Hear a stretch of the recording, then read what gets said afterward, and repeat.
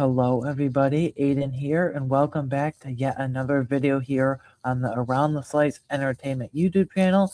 Right now, I am starting a tradition with every Thursday night going forward with reviewing new episodes of HBO's The Pitt. So here's the rundown. Every Thursday night, I watch The Pitt, and then immediately after, I record a short recap / review / discussion for you guys. So look forward to that. So let's get right into it. Before we get into any details of the actual episode at hand, again, season 2, episode 2 of The Pitt, titled 8 o'clock a.m., hour 2 of this 15-hour shift on the 4th of July. This should go without saying, but this is your one and only spoiler warning. You have been warned heavily spoilers for this specific episode. So let's dive right in. I'm going to be kind of bouncing around like I will do every week to certain characters, certain storylines, new or old, that caught my attention.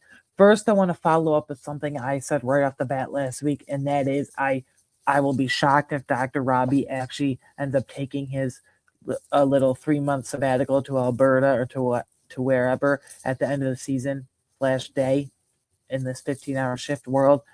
And I still think that even more so. I think he's increasingly becoming more and more not annoyed, but like perplexed by some of Dr. L's doubts and not having full trust in Dr. L, which, by the way, Dr. L, key thing that I picked up on here, obviously she's huge on AI. She's huge on AI, and obviously it comes into effect for the very first time in this episode with her kind of charting the medical data or medical records, if you will, on an app on her phone, and all Dr. Whitaker and all the student doctors in Javati, Joy, and Ovaltree mainly are really impressed by it. But something I picked up on, I think you should too if you haven't. Don't worry, I'm here to kind of break it all down for you. I picked up on Dr. L says, quote, AI is excellent, but it's not perfect. I feel like that's going to come back to burn her in the hospital towards the end of the season at some point eventually. Again, she says AI is excellent, but it's not perfect, referring to you might have to proofread it. So I feel like someone might forget that, or it might come back to burn her, or she's just so set in her ways with AI that it might fail a patient or, like, heaven forbid, lead to death. I don't know. Next, so we talked about Dr. L, we talked about Dr. Robby. One of the more intriguing characters I'm feeling more and more is Mel King. Sure, her head's in the clouds this episode, obviously for good reason. She keeps saying, oh, my deposition, obviously I had a malpractice lawsuit filed against me that we learned from last episode with her conversation with Dr. Santos. She keeps saying that's why she's kind of head in the clouds, if you will. But I think it's a little more than that. I think she just is kind of intimidated maybe by Dr. L, or maybe she's got a lot of stress with her sister, who has autism, obviously, as was revealed throughout all last season, mainly the end of last season, season 1, that is, I'm referring to, obviously. But I think she's intimidated by Dr. L, and we'll have to see where that goes. Now, and then we go to Dr. Santos, Kylie, the father's girlfriend. The father never shows up at the hospital for his daughter. The sub-in social worker that's subbing in, if you will, for Kiara. Dylan was his name, I believe. Yeah, Dylan.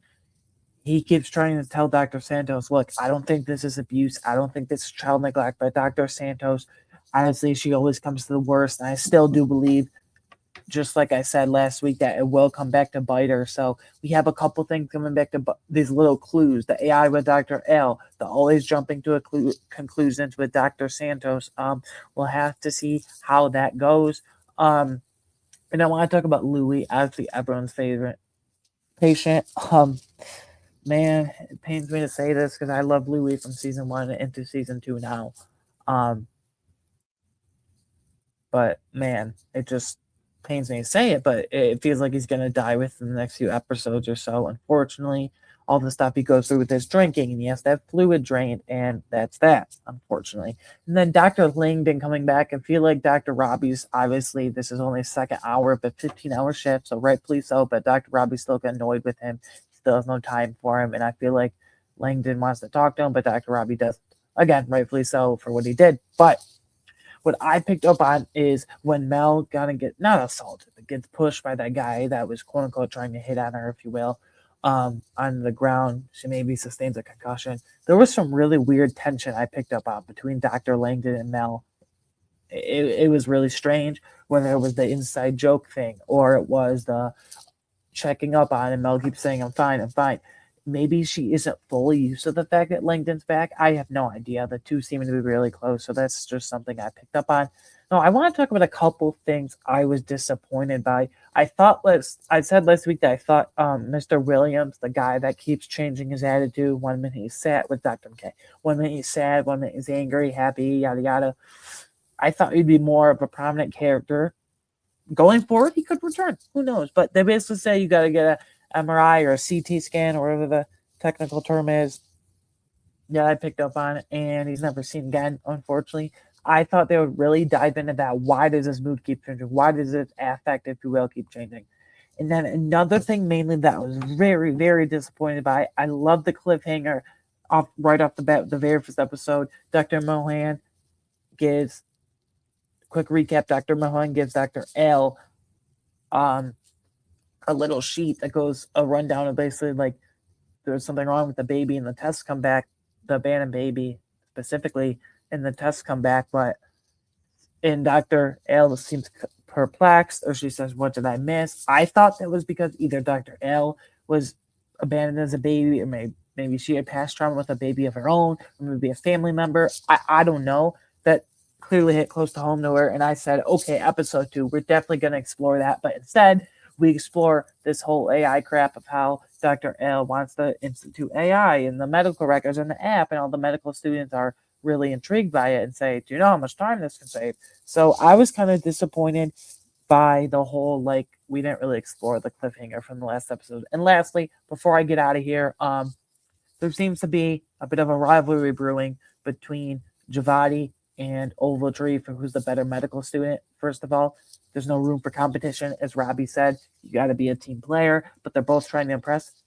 I'm rooting for Javadi because I think she's much more professional and, you know, much more by the book, if you will. I think, I just feel like Ogletree walks around acting like he's smarter than everybody, and no one likes a person like that. So plus Javadi's from season 1, and Ogletree literally 2 episodes in the series, so I'm rooting for Javadi over Ogletree, if you can even call it that. But I feel like there's some sort of budding rivalry between the two, if you will. And then Joy, like her character just doesn't impress me much at all. And then there's the Emma, the shadowing nurse, or if you will, or whatever she was called. She seems really quiet, so I feel like she's going to be asked to step up, and then she's just going to kind of freeze in the moment. And it feels like, also speaking of stepping up, Dr. L is doubting Mel, even though they worked at the VA together, as is explored there.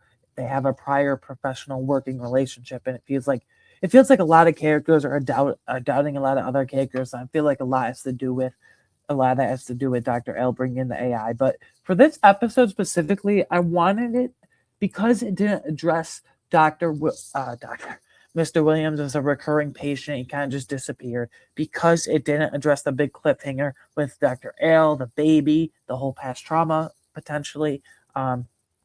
We never actually saw Kylie's dad. Maybe that will come in due time, but who knows? I'm going to give this episode I'm doing this in real time with you guys. I'm going to give this episode a 7.5 out of 10.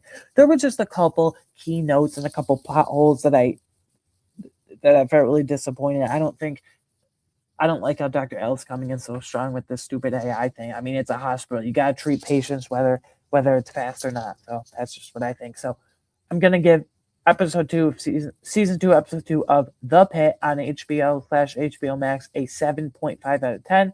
Again, join me every Thursday right after the episode for these reviews and discussions. I'm already enjoying it already.